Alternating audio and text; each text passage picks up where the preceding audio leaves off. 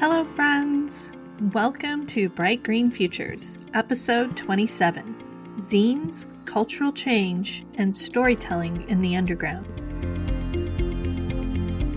I'm your host, Susan K. Quinn, and we're here to lift up stories about a more sustainable and just world and talk about the struggle to get there. I started making zines about 3 years ago. I've only made a few, but I was entranced by this DIY approach to mini storytelling, popping up here and there on the interwebs. It fell into the category of things that have been around forever but are getting new life online, and I've learned that those can be signals of what's brewing in the underground, a place where I believe solar punk and the kind of storytelling we lift up here on the pod still reside.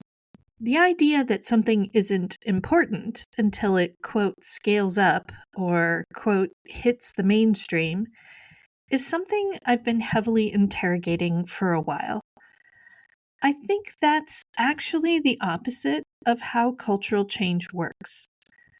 A viral video doesn't change the culture. A video goes viral because it resonates with or encapsulates cultural change already underway. And that cultural change happens almost entirely in what I would call the underground, which is really just my shorthand for things that are happening below the radar, things we may all be aware of or even doing ourselves, but don't see represented in mainstream cultural narratives about the way things are. As Ted Gioia says in his fantastic essay about the state of culture in 2025, quote, "The culture always changes first, and then everything else adapts to it." He calls it the underground too, or the counterculture, or the resistance, but those words have their own rather more specific or even historical meanings. I like, quote, "the underground," because it feels descriptively accurate. The kind of cultural change I'm talking about happens at the mycelial network level. It's the cultural connective tissue that remains hidden under the soil, but literally affects every living thing and makes it all work. Even the captivating analogy of the mycelial network itself is an example of how this works. The world was becoming increasingly connected long before science discovered these tiny mushroom filaments that were basically the life support system of the world. But that scientific discovery quickly entered the culture as an analogy for so much of modern life because it encapsulated a cultural change already underway. I think there is a lot of cultural change happening right now, and solarpunk, the work of telling stories different from the cultural mainstream, is part of that. Solarpunk values and ideas and stories are busy churning in the underground, laying the foundation of change. With political events being what they are, I thought solarpunk would remain small for a long time, that people weren't ready for it and wouldn't be for who knows how long. But I've changed my mind. I see more people than ever seeking it out, questioning the dystopian narratives, clamoring for something different. It's still in the underground. Its ideas are highly subversive, so it almost has to remain underground, fermenting change for a long time. But that is where cultural innovation occurs. That's how it happens. I see folks despairing that solarpunk hasn't, quote, scaled up. And I've been questioning the premise of that. Scaling up is a term and a metric that comes straight out of the tech industry, which is a huge part of the problem right now, and hugely anti-solarpunk, especially with AI companies' assaults on the arts. The most direct and egregious example of that right now is OpenAI ripping off Studio Ghibli's art style from Hayao Miyazaki, who is famously anti-AI, and whose work embodies many solarpunk values. There's a meme going around that says, if you claim to love Studio Ghibli, but you use the ChatGPT Ghibli image generator, then no, you don't love Studio Ghibli, and you fundamentally do not understand or respect Hayao Miyazaki and his art. In other words, you gonna steal Studio Ghibli art and then pretend you're cool? Good luck with that. It's a nearly perfect metaphor for the cultural poverty of the tech industry, where they brag about blatant theft from a beloved creator who has actual alt storytelling vision. The recent spat of stories about how the fascists love AI imagery is another signal about where the cultural battle lines lie. Episode 20 of the pod, Techno-Feudalists versus Solarpunk, just gets more relevant with time, so that's worth checking out if you haven't listened to it already. Back to cultural change and storytelling in the underground. One of the great challenges of writing outside normal storytelling paradigms is that it's hard work. It's challenging for experienced storytellers and relatively new ones alike. Experienced storytellers may have more craft skills, but they've also spent more time reinforcing the norms of storytelling through their works. New storytellers might have great innovative new ideas, and importantly, might have their finger on the pulse of the cultural zeitgeist. But they're still learning the craft, and they're still influenced by all the stories that came before, as all storytelling inescapably is. As a sidebar, I refuse to use any of the generative AI tools, but very early on, I did prompt ChatGPT to spit out 3 short stories, testing a theory I had. The first 2 were a horror and a romance, and the results at least resembled those genres. Then I asked it to text predict its way through a solarpunk story. And it was like the bot had run out of words. It spit out a few trite sentences and gave up. As I suspected, it had nothing to draw upon. The corpus of solarpunk stories is incredibly thin and well buried in the underground.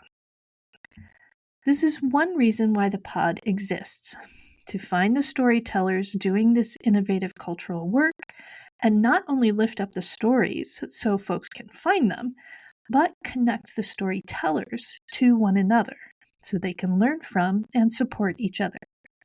It's an embodiment of solarpunk values to do such a thing, and it's one reason I'm so excited about the new Bright Green Futures anthology. The stories in the anthology are distinct, but the community of authors is very connected. I'll have more about that at the end of the pod.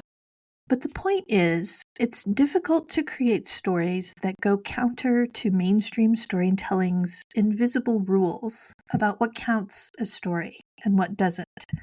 Rules which get enforced at every level, from the writer's circle to the Hollywood studio to even the readers' and viewers' expectations.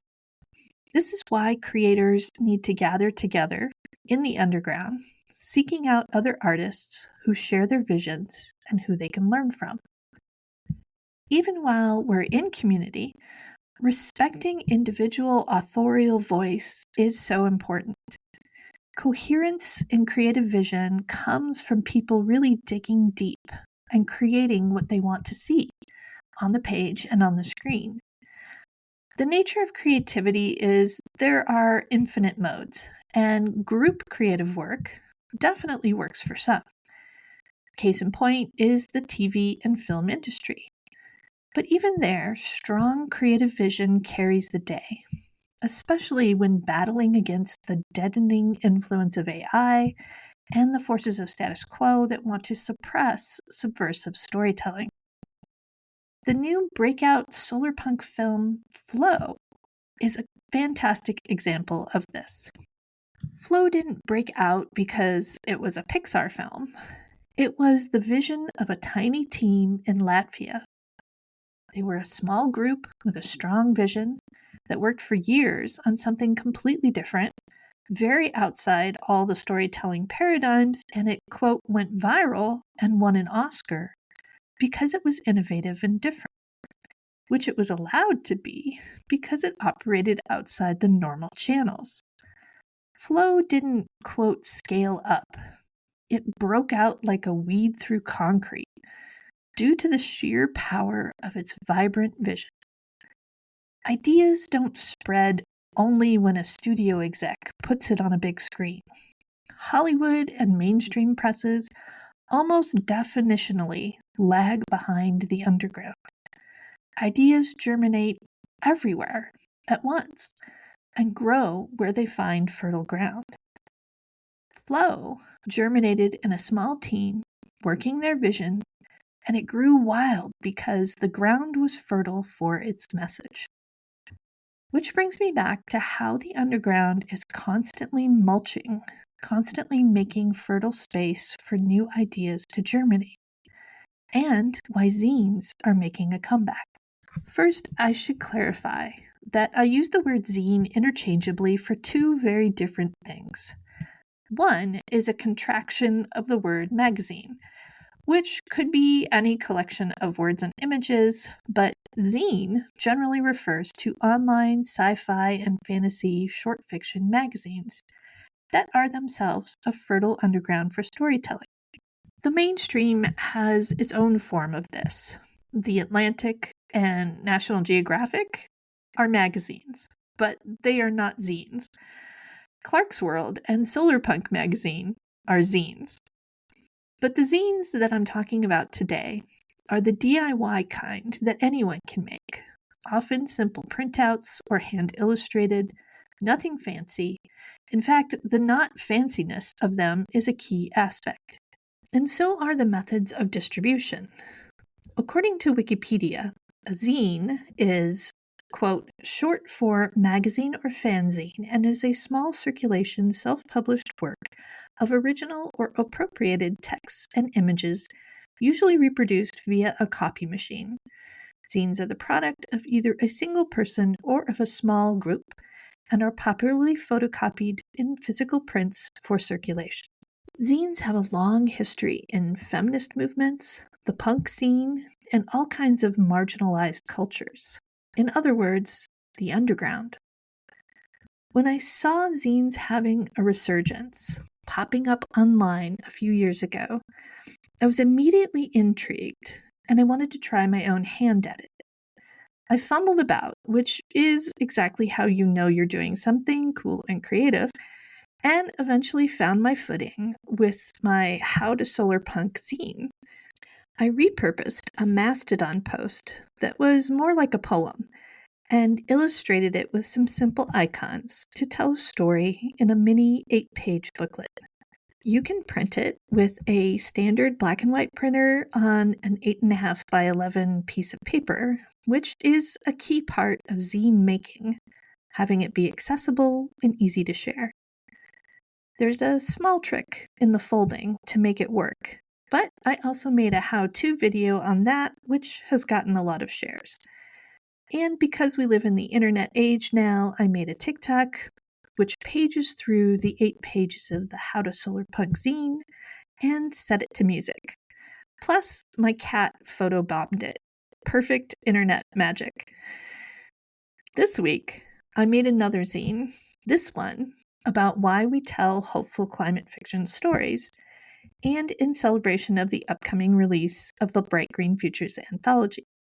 I made a TikTok of that one as well, which I like quite a lot. If you're not having fun with these things, what are you even doing? And while the videos are great, zines are meant to be shared physically as well as digitally. So I'll be dropping them off in little free libraries all over town, handing them out at several upcoming local conferences where I'll be tabling with my solar punk stories. The links to download the zines, the video on how to fold them, and the TikToks can all be found in the show notes. Lots of links in today's episode, so be sure to check out the Bright Green Futures website for all of that. In this political moment, when it's easy to see the powerful corrupting and degrading so much of the world, it's hard to remember the underground exists, that it is, by its nature, flying below the radar. It's hard to know that indie booksellers, for example, are out there selling subversive books by the wagon load. That people are circulating ideas and handcrafted zines and material and emotional support everywhere. It's easy to forget that we are the culture, that our voluntary acts, where we shop, what we buy, what we read and watch, what we celebrate and share, how we build communities of care, that those things are what define the culture. Being the change you want to see in the world is exactly how you plant strong seeds, how you create fertile ground, how you grow a better world, one worth fighting for. This is a time of great change, friends, and a lot of it is bad. But as my friend and fellow solar punk and author in the upcoming anthology, Renan Bernardo, said way back in episode 6 of the pod, we have to occupy the evil places and make them good. Exactly so. If you enjoyed this episode of Bright Green Futures, please subscribe and share the stories with your friends. Links are in the show notes and on the Bright Green Futures website. As I mentioned, lots of links in this episode. Links for the zines and how to download and fold them, a link to the Finder map for the Little Free Libraries, a list of upcoming events where you can find me selling my books, and pre-order links for the upcoming Bright Green Futures anthology, which releases on Earth Day, April 22nd. Up next on the pod, we will have short episodes featuring the authors in the anthology, talking about the theme word they picked to exemplify their stories, and the item they're giving away in celebration of the launch. And each week, we'll be setting one of the stories free, so make sure to subscribe to know when all of that is happening. Just in preview, the 6 themes we'll be discussing in the coming weeks are climate anxiety, climate restoration, climate roles, climate connections, climate resilience, and climate heritage. Lots of great discussions ahead. Bye for now, and remember to keep imagining the possibilities.